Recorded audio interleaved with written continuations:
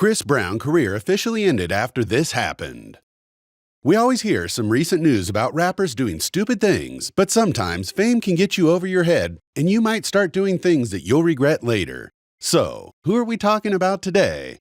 Looks like it might be Chris Brown. Make sure you like the video, subscribe, and comment the word to enter the giveaway. Recent rape allegations.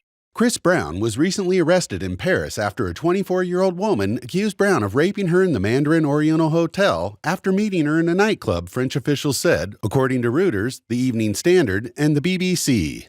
French magazine Closer first broke the news, reporting that Brown invited the victim and other women back to his hotel.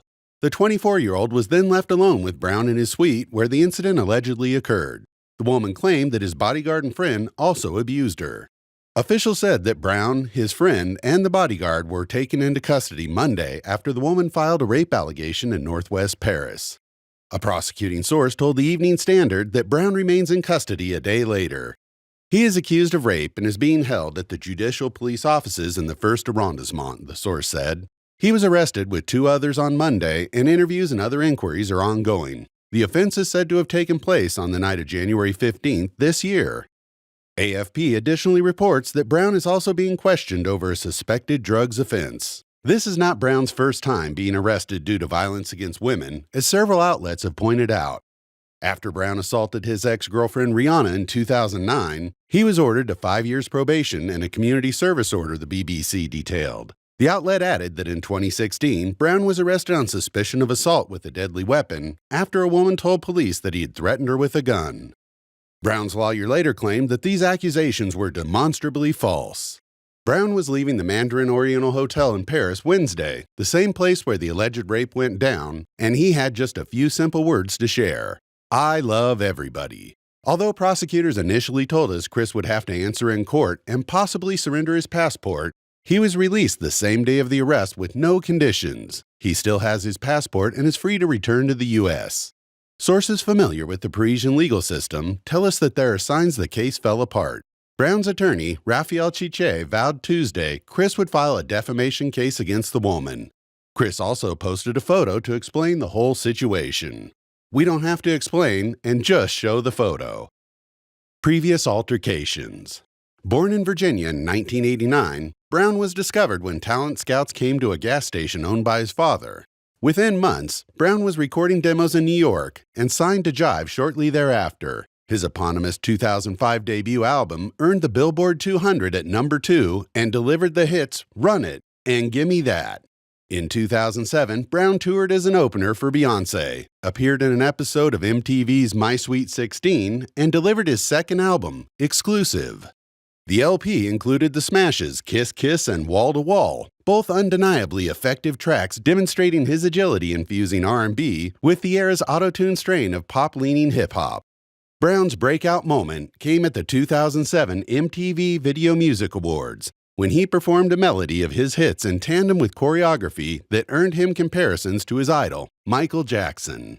The performance featured a cameo from Rihanna, who strutted on stage for a verse of her own mega hit, Umbrella. While the pair had been quiet about their relationship, the chemistry was palpable. He was released from custody after posting $250,000 bail late Tuesday night, and his arraignment has been tentatively set for September 20th.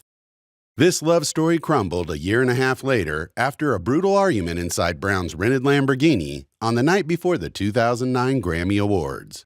A police report of the incident stated Brown hit Rihanna's head against the car window, punched her and choked her, bit her ear, and threatened to kill her. Both were scheduled to perform the next day at the Grammys. Both canceled. The photo of Rihanna's battered face was unavoidable in the news. Brown's formerly pristine public image imploded overnight. He says that after the incident, he considered suicide and didn't leave his house for 3 months. "Words cannot begin to express how sorry and saddened I am over what transpired," he said in a March 2009 hearing. He pled guilty to a felony assault charge 3 months later, with his plea deal including 5 years probation and 1,400 hours of community service and a domestic abuse program.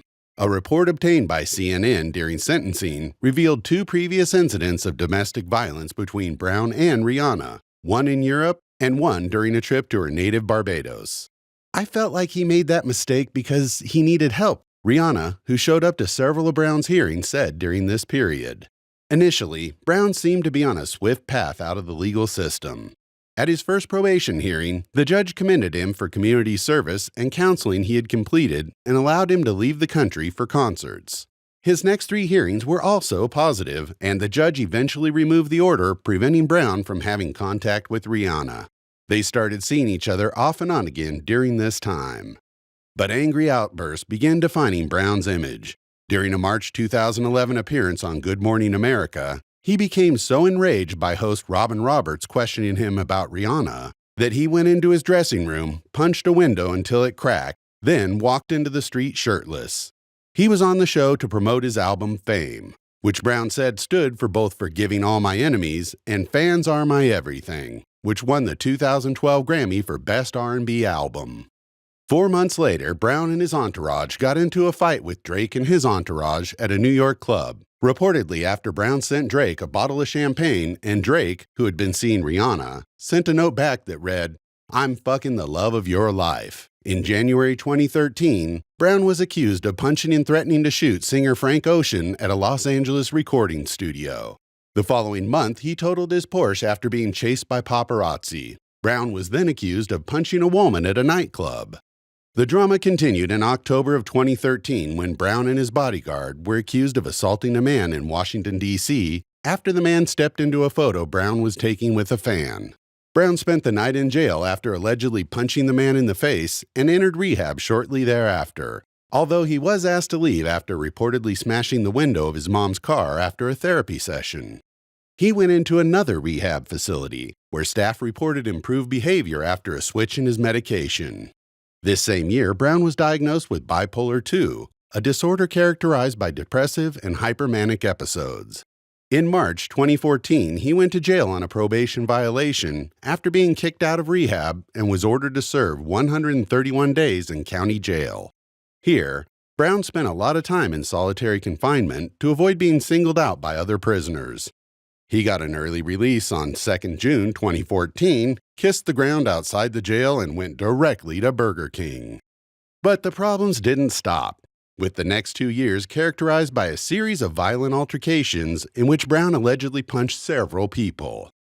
He was not allowed to travel to Canada, Australia, and New Zealand, and was arrested in August 2016 after a 9-hour standoff with police at his home in L.A. after a woman called 911 at 3 a.m. claiming Brown had threatened her with a gun. The outcome of that case remains unknown. In June 2017, the same month as his documentary was released, a judge granted a restraining order against Brown to Karuki Tran, his on and off girlfriend of the past 7 years. The model alleged that Brown texted her like, "I promise I will make your life hell." It was during this period that Billboard published an investigative piece, alleging Brown had developed serious addictions to cocaine, MDMA, marijuana, Xanax, and lean. The party at Brown's house at which Jane Doe was allegedly assaulted was in February 2017, during the period Billboard indicated was characterized by Brown's heavy drug use. Through all these incidents, Brown has made music, much of it very well received. After Fame came 2012's Fortune. This was followed by 2014's X. This was followed by 2014's 10, which went platinum and featured guests including Usher, Tyga, Lil Wayne, Rick Ross, Akron, Gene Aiko, Nicki Minaj, and R. Kelly. 2015's Royalty was named after his newborn, while 2017's Heartbreak on a Full Moon made headlines for containing 45 tracks and clocking in at over 2 hours. Reviews characterized the album as indulgent, but said it had diamonds in the rough. Brown is currently touring behind Heartbreak on a Full Moon, playing dates extending into August. At the end of Welcome to My Life, Usher wishes Brown a journey back to a conversation about music and a conversation about artistry. While Brown's musical output remains generally well received, the primary conversation about the 20-year-old artist is a violent, self-fulfilling prophecy.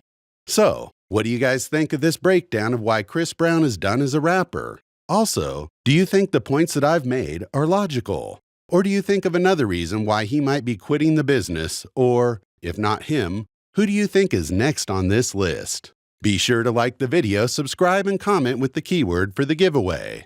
And I'll see you in another video here on actual trends.